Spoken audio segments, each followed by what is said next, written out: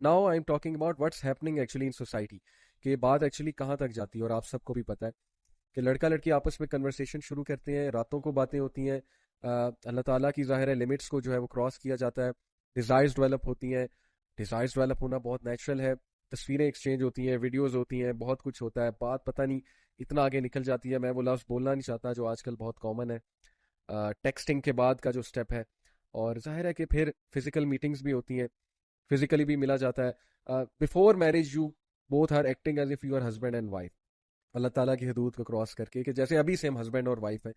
और एक फूल्स पैराडाइज में रहा जा रहा होता है कि नहीं शादी तो अल्टीमेटली हो ही जाएगी, तो चलो व्हाट इफ के हम we hang out before marriage and things like that.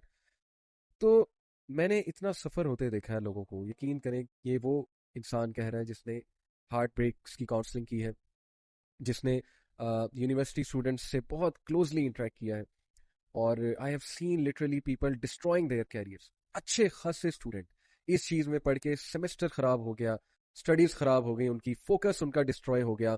अच्छी खासी प्रोडक्टिव एक्टिविटीज़ कर रहे थे, प्रोडक्टिव एक्टिविटीज़ से हट के हर वक्त यही फोकस है।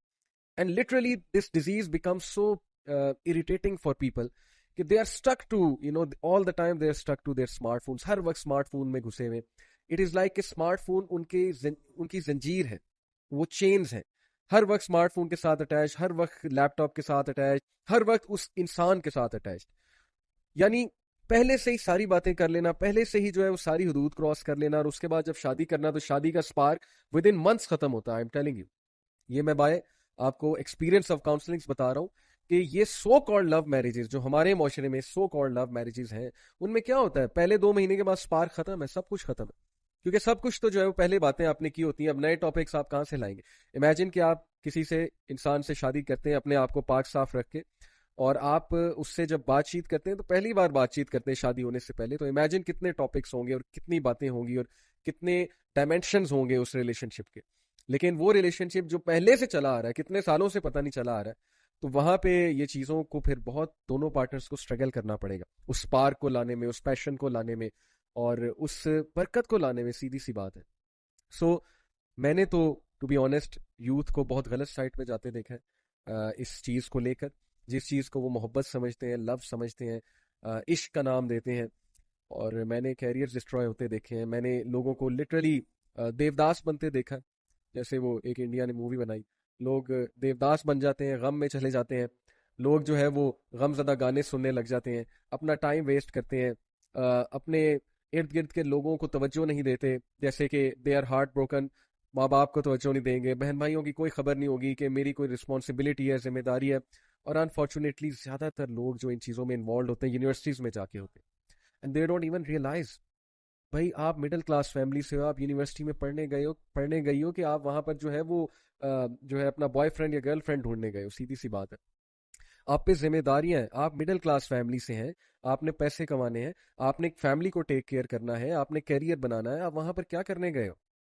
लेकिन ये बातें टीचर्स जब समझाते हैं तो जाहिर है टीचर्स को बैकवर्ड समझा जाता है, टीचर्स का मजाक उड़ाया जाता है, कहते हैं इन्हें क्या पता, इन्होंने भी जवानी में यही किया तो अब हमें रोक रहे हैं, इस तरह की बातें सुनने को मिलती है। सपोज कर ले किसी ने जवानी में ये किया, अब वो आपको अपनी गलती से समझा रहा है, तो फिर उसकी बात समझनी चाहिए।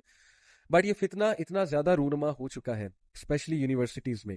It all starts with having a relationship, it all starts with getting closer to a person, and then it ends up in sometimes they end up marrying each other. मैं ये इनकार नहीं कर रहा शादी नहीं होती, but most of the time it ends up in breakups, it ends up in disastrous consequences such as physical abuse, psychological abuse। अगला बंदा abuse होता है साइकोलॉजिकली भी, फिजिकली भी, और उसके बाद जब ब्रेकअप होता है तो एक्सट्रीम डिस्ट्रेस आता है और कंफ्यूजन की स्टेट आती है कि अब मैं करूं क्या, इतने साल हो गए इस इंसान के साथ और फिर छोड़ा नहीं जाता, लेट गो नहीं किया जाता। और अक्सर मैंने ऐसे भी केसेस देखे, यकीन करें मेरे पास लड़के आए हैं who want to leave a girl, and now उनकी बातों से पता लग रहा है कि ये लड़की से जान छुड़ाना चाह रहे हैं, लेकिन हमारे पास किस लिए आए हैं, कुछ दलील लेने के, अब हम कैसे छोड़े, किस बेसिस पे छोड़े। फिर जाहिर है वो बहाना आता है कि घर वाले नहीं मान रहे, क्योंकि जाहिर है जो मकसद था वो आपका पूरा हो गया, now you want to leave the person, तो अब बहाना आता है कि घर वाले नहीं मान रहे, या बहाना आता है कि बस ऐसा हो गया वैसा हो गया, लड़ाई हो गई, कोई मुझे आपकी बात बुरी लगी है। ये सब कुछ माशरे में चल रहा है और ये हम नॉर्मलाइज कर रहे हैं और हम इसके खिलाफ बात ही नहीं कर रहे हैं, और ना हमारी यूथ अंडरस्टैंड कर रही है कि हम किस गड्ढे में गिर रहे हैं, हम किस पिट में जा रहे हैं, और हम अपनी कितनी चीजें जो है वो लूज कर रहे हैं ऑन द वे। हम अपनी फिजिकल हेल्थ भी लूज कर रहे हैं, हम अपना इमोशनल, जो हमारी इमोशनल हेल्थ है, मेंटल हेल्थ है, उसका भी बेड़ा गर्क कर रहे हैं। शादियां जब हमारी होती हैं तो हमारा सत्यानाश हो चुका होता है। हम एक साइकोलॉजिकल बैगेज उठा के ला रहे होते हैं जब हमारी शादियां होती हैं हमारी सोसाइटी में। और वो साइकोलॉजिकल बैगेज किस चीज का होता है? पास्ट रिलेशनशिप्स का। क्या क्या स्पार्क होगा ऐसी शादी में? जो बंदा एक साइकोलॉजिकल बैगेज के साथ शादी कर रहा है, उसकी शादी में क्या स्पार्क होगा? वो तो फिर अपने बैगेज को ही जो है वो उठा के फिरेगा ना, और उसके लिए बहुत मुश्किल हो जाएगा। तो बात असल में वही है कि अल्लाह ताला इंसानों पे जुल्म नहीं करता, इंसान खुद अपने ऊपर जुल्म करता है, हराम की तरफ जाके गलत चीजों की तरफ इन्वॉल्व होकर। जो अकलमंद लोग हैं, जिनको पता है मेरे पे क्या रिस्पॉन्सिबिलिटी है, मैंने किस तरह से चलना है, वो लोग इन चीजों में पड़ते ही नहीं है, केयरलेसनेस में और हीडलेसनेस में। उन्हें पता है कि ये चीज मुतय्यन है। और इसके बारे में मैं अभी आपको हदीस सुनाता हूँ। ये मैंने एक मुद्दा बांधा, एक मुद्दा बनाया, मैंने एक बैकग्राउंड जो है वो आपको बताया। किस लिए? So that you may realise कि ये सारी चीजें आपके सामने होती हैं। You know, people get attach to someone, वो बंदा उन्हें यूज करता है, अब्यूज करता है। कुछ जैसे हमारे माशरे में स्टूडेंट्स मुझे कहते हैं ना जी कि I got attracted to this girl and she was a gold digger, I came to know later on. Gold digger से मुराद है कि she kept on using me to buy smartphones and to buy stuff and to take her to shopping, and at the end of the day she liked someone else.